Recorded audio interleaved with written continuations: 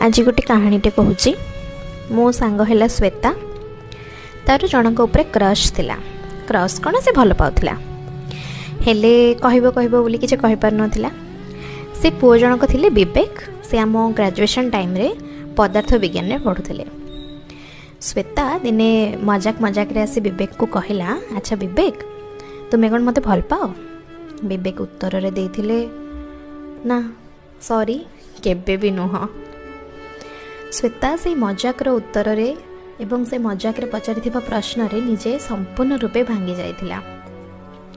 एमती बीती बीती 2 दिन बीती जाइछि। 2 दिन परे विवेक आसिले एवं श्वेता को कहले, से दिन तुम्हें मते जो पचार नथिलो भल पाइबा कथा, एक्चुअली मु बहुत द्वंद्व रे थिली, कारण मु तुम पही जहा भावना रखिछि ताहा बोधे ए पार्थिव प्रेम ठारू बहुत उपरे।